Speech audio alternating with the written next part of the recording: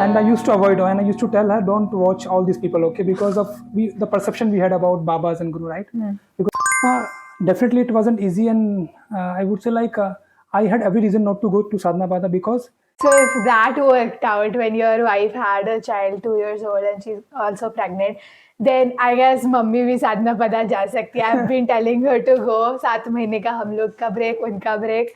So it's going to be yes. amazing. You should tell her. So a girl came and she just simply did a dandot pranam to me.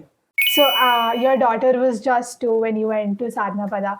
So how did you cope up with that change because you were also like a new father? The perspective about life changed, okay? How should we look at our life, okay?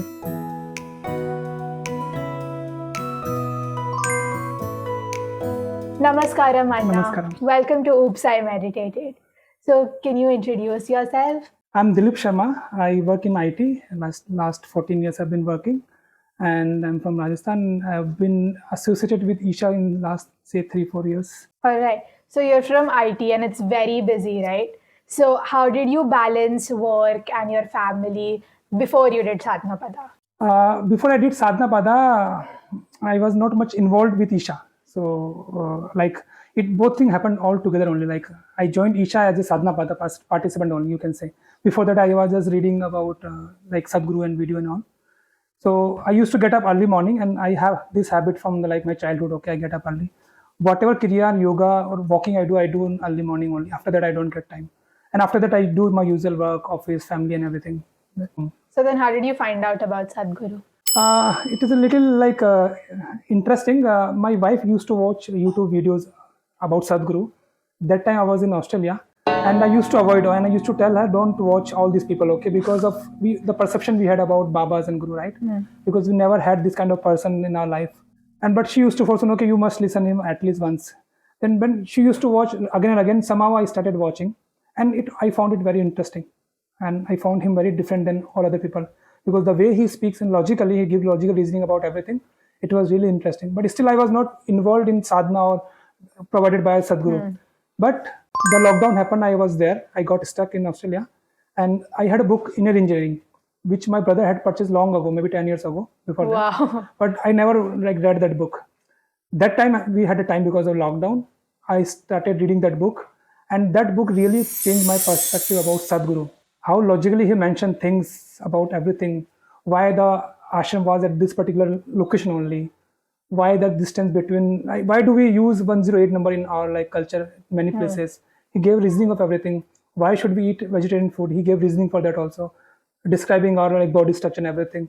So that, and this is just examples, okay, but overall the book was very fascinating for me. And after that only I just registered for Indian engineering, and that my journey started from there. All right. So, what motivated you to take a 7-month break for Sadhana Pada? I think that two things happened. First is at the same time I was working very hard in my company, and I was really exhausted by working 14-15 hours a day, and also weekends. So that was a pressure or a challenge coming in personal life because of the work.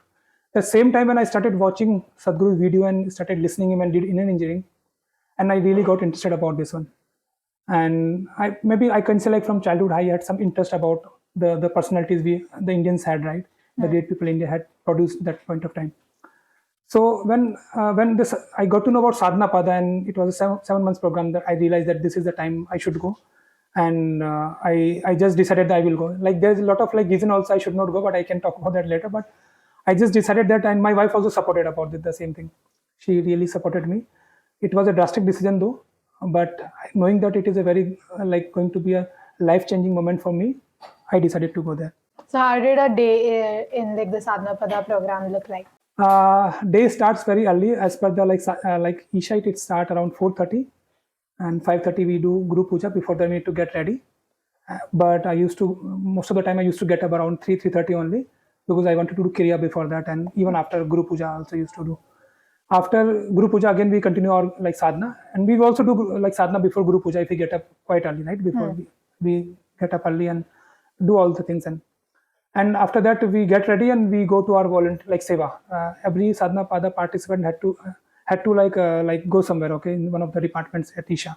So we do seva, and also like in afternoon again we do our like sadhana, shunya, and balancing sadhana we used to do in afternoon. Evening also again we get a break for our sadhana. We do evening sadhana also. Like many of times we will be doing like our mandala, whether it is shunya mandala or some other, okay, Surya Shakti or something else. So that also we do.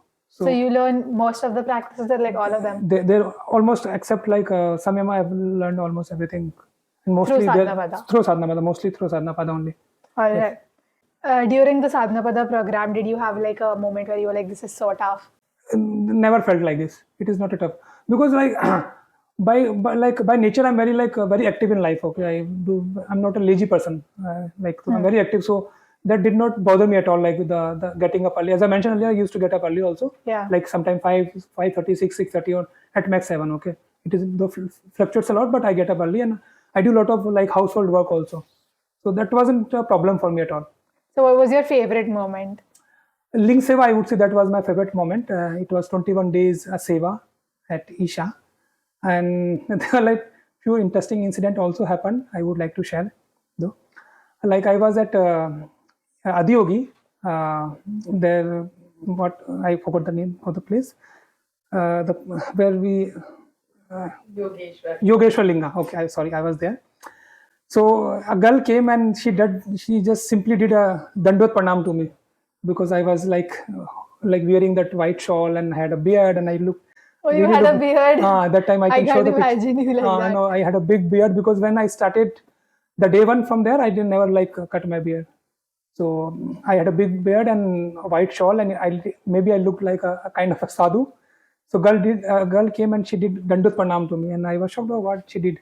Then I told her I'm not a like pujari or sadhu. Then who are you? I said I'm just a volunteer. Oh, probably she got shocked that I'm not a sadhu. And this happened many times, even not the first time there. During Ling Seva only, I was at Surya Kund Mandapam one day, and again a girl came and she did, again another girl did Dandot Pranam to me. Again at the Adiyogi, because we keep moving. Okay, one day Surya Kund Mandapam, other day Adiyogi, and other day Dhyanlinga. Like keep moving to different places every day. And it happened many times, at least 5 times that people did like pranam, and one day somebody called me Sadguru Pranam, and not by a joke, but like with seriousness. And they used to do pranam every time. So it was like very interesting. And early morning we used to go to Dhyan Linga around 3:30 or so. We used to reach there because we had to do cleaning before the people start coming to Dhyan Linga, washing the utensils, all the like deepam, everything used in Dhyan Linga, all those things, arrangement of Dhyan Linga, everything happened. So it was like so like it's a very polite, and also like, as you know, like whenever we go to Dhyan Linga, we have to be like in print of silence. So it was all about silence only, like throughout this 21 days. So it was very nice experience. I think that was the moment I would say I would cherish for life. All right. So after completing Sadhanapada, like what changes do you think happened within yourself? The perspective about life changed. Okay, how should we look at our life? Okay, we should not bother about small things, and we're not bothered about like what is going to happen next.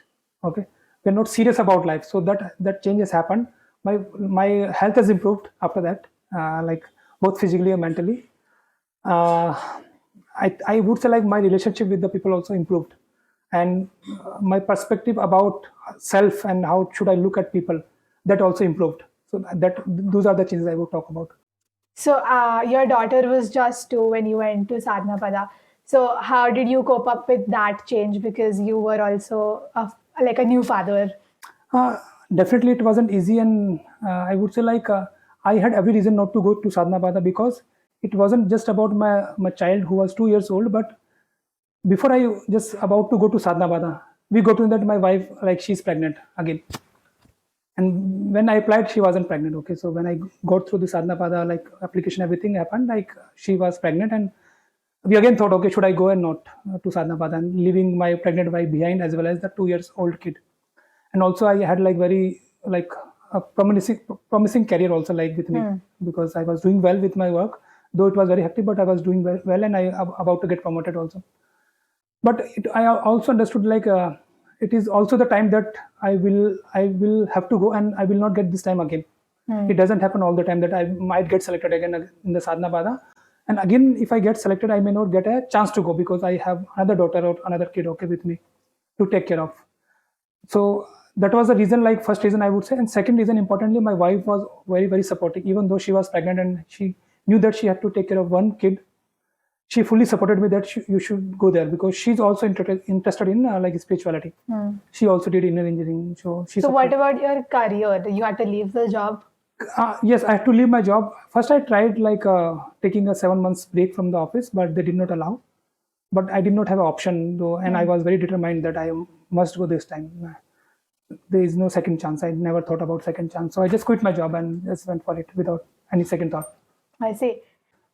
So another point I would say, like there is nothing a perfect time, okay, in life. We cannot think of a one time will come and that everything will be perfect. It will never come, okay. We need to take a decision. And when Isha selected me, I was so happy, okay. Before that, I wasn't sure they will select me, because so many people apply for Sadhana Pada, and I didn't know that they will choose me. When they chose, I was so happy, extremely happy. And then I thought, okay, I will leave everything behind. Everything will be good, all good. Like nothing like dramatic going to happen in our life. Like some mountain will fall on us. Nothing will happen. My wife was very like strong. She will take care of my kid for that particular point of time, and after that, everything will fall in line. So I think that moment comes in life, and we should take a decision. Nothing perfect in life. So if that worked out when your wife had a child 2 years old and she's also pregnant, then I guess mummy भी साधना पदा जा सकती है. I've been telling her to go. 7 महीने का हम लोग का break, उनका break. So it's going to be Yes. amazing. You should tell her and others to go to Sadhana Pada. And like I've seen it firsthand, the interview that happens, because there was this Anna, Rahul Anna, I think his name was, and he was just like a young adult. He met my mom, and then they started talking, and he just found comfort at our house, and then we got Sanidhi. So he did the interview at our place only, and then he got selected for Sadhana Pada. So I've seen how tense he was before the interview, how scared he was, and then later it worked out. So I mean, that's an amazing journey you have. Yes, that happens. And I would say, like, we always have 100 reasons not to do something, and maybe a single reason to do something. And the reason is like that matters for you, whatever you want to do. That is very, very important for us. That is the only reason we should do something in life. And I realize that Sadhana Pada is the one thing which is very, very important for me and for my spiritual journey with Isha. So you still do all the sadhanas that they've taught? I do all the sadhana, but like frankly speaking, not everything happens every day. Like many times happens, like I'm not able to do sometime due to office work. Sometimes my kids are not like healthy; they are sick, or sometimes I have to travel somewhere. But overall, I'm regular with my sadhanas. I keep doing it. Like, So how long does it take if you do it or do all of them? so usually I take around 4 hours to 4.5 hours to complete my all the kriyas I have learned in Isha. Well, like that's so long. I'm not able to do all the kriyas every day. Like sometimes I skip one, sometimes I skip another one. So that happens. And also, like Sadguru also mentioned this, you should not be a mechanical you should be not be a mechanical person about your sadhana, that I have to do everything. Like, no, it should be like, it should be happening from within you inside. Okay. Yeah. There's a reason not to do, that's fine. But you should be overall regular about this. I'm happy that I'm regular. I skip someday, but I'm still regular. I've not stopped it completely. I keep doing it. So that's good. Well, like. तो अन्ना फिर भी कुछ तो tough आपको लगा होगा वहाँ पे. मम्मी बता रही है कपड़े धोने पड़ते हैं और अलग अलग काम, कुछ तो कोई तो चीज़ रेजिस्ट होती है, बिकॉज बाकी सारे भी ईशा मेडिटेटर से मैंने बात की है. सो ईशा में उनको कुछ तो करवाते हैं, that always been resisting. I think I would say it is like one's own perspective, okay, how they take something, okay. For me, like active life or physical life, very physical active life is nice to me, okay. I enjoy doing that. So physically or mentally, I was never bothered with any of the activities, like whether I have to wash clothes every day morning, do my kriya, attend all the guru puja, and go to volunteering, everything. It happened easily for me. It wasn't a problem for me, like. But it depends on person to person also. Someone is not very active and they just came to Sadhana Pada just after their college. It could be difficult for them, and they had not lived this kind of life before. It could be difficult for them, and many people like face this because some of the people used not to get up early morning for their sadhana or the guru puja. They find it difficult. So that happens, and I think it is person to person. It is not about Isha that they do something you cannot do.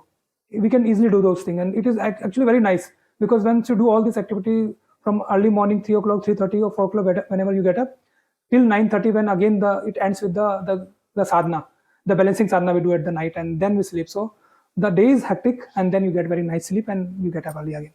Yeah, the vibe is so different from, it's like another world Isha is, because Yes. you get out of there and you're back to sleeping till late. मेरा तो वैसा होता है, वहाँ पे मैं जल्दी उठ सकती हूँ, पर यहाँ पे आके 9 बजे तक उठने दो mummy. So there you can look at it in different ways. First is like the environment. Okay, it is Isha. Even I have seen this difference that when I was in Isha and when I am at home. Okay, the time I require to sleep is different. Okay, Isha you need very less time. Yeah. First is the environment. Okay, second is the food. Yeah. The kind of food they offer. Okay, it is very, in like technical term, it is very organic. Like some food they grow like at Isha only, and some they procure from the nearby villages. So that is also organic. So, and the type of food they provide you, it is very, very like good for you. So that is like second reason I would say. Third is like when so many people do this thing. Okay, like there are 1,200 people were there with us. We all were 1,200 people, and we all have to do the same thing. We all have to get up. So it naturally happens that we need to get up. Yeah, the community helps you up. The community helps us. And another reason I would say, like they use dhol. Okay, early morning 4:30. Sometimes it could be music. Sometimes it could be a natural dhol. Okay, one person volunteer will come and he will try to get you up, not by pushing you up. Okay, please get up, but just playing the nice dhol, and you will naturally get up. So they give this kind of support also. Initially, it could be difficult, but because you are eating that kind of food, you are living in a very consecrated place. You are doing your kriyas. All this together help you to get up early, and it becomes a natural part of life. At home, we are kind of a lazy because we get all the comforts. We will do everything. Okay, it will happen. But there it had to happen at that time only. So you are like you are bound to do things, and your body start adapting. So it becomes very natural. Agree. So Isha does a lot of activities, right? So which one of them has touched you the most, and like आपने किस में part भी लिया है? I did pran danam. Okay, it is What is that? Pran danam means you serve in the bhiksha hall. Oh, okay. It was called earlier Anna Seva, but when I was there, it was just changed to pran danam. Oh. Okay, so I did that seva. I also did tree. I forgot the name. Save soil. No. Tree care. I was in tree care. So that is one Okay. department at Isha where you go to field and you have to like take out some of the old items from the land and you clean that up for like new things to grow up there. We went for summer camp last year. Okay. तो हम लोग को भी farm पे लेकर गए थे वो लोग. And then there was this huge pit of cow dung and they were putting cow urine on it and we all had to mix it up on the farm. That's one activity I did. And again, it wasn't difficult for me, like tree care also, because my mother is from village and even now also I go to village, okay, my mother's place, I stay there. And in childhood, my mother had like cows and buffaloes at our home, okay. She used to do milking of cows. So I myself have done that cow dunking and preparing the thepla, we call it, right? Even I have done that. So that has not been a problem for me, like tree. So after tree care, I was also in like Devi Seva for some time. I did Ling Seva as I mentioned earlier. And I was in IT department. That was my main seva, IT one, because I was from IT background, so they put me in IT to help them up. So I think at least 5 I did, and as I mentioned earlier, Link Seva is the one which touched me the most. So आजकल ईशा के बारे में बहुत ही allegations पढ़ रहे हैं उन पे. I've read in the newspaper. So is there something you'd like to let the viewers know about it? See, if you look at the history, okay, wherever the great people came to our life, okay, on this earth, they always had to face allegations. No one was spared. Even the Lord Shri Ram, okay, who we call Maryada Purushottam, he used to face a lot of like allegations. So that happens with all the people. The same thing is happening with Isha also, with Sadguru also. And we ourselves will look at like who are the people behind this, okay. When this is happening, what is the motive? If you look at the history, like these are all political movement. Because what Sadguru is doing is like he's uniting indirectly people about our culture, about Sanatan, and people are started coming back to this. And there are some section of people in our world or in our country, I would say, they do not like it because that disturb their political movement they have started. So it is a motive behind that, and we can clearly understand because I have been to Isha and I know how people are living there. Nobody is forced to do anything. Yes. And the recent allegation about two Ma who were there, and so it is not at all like the way people have mentioned outside. Like police people were sent, 150 people. You will never see anywhere 150 people going to an ashram. Okay, it never happens. It wasn't a kind of a earthquake that you have to move so many people. It wasn't like a terrorist activity happening that you need to move so many people. If somebody had a doubt, 2, 3, 5 people could have gone politely, could have done their inquiry, but it wasn't done that way. Rather, uh, police people of count 150%. So you can understand with the count only, right? What is the motive? Inquiry doesn't need 150 people. Yeah. 4, 5 people are required, right? So I understand, like people should use their own like senses to understand the difference between what Sadhguru is doing and what other people are doing. Yeah. He's a selfless person. So Yeah. yes, so he won't do anything like that. All right. So thank you so much for joining us here today. I had a really great time talking with Same you. here. And namaskar. Namaskaram. Thank you very much for inviting me.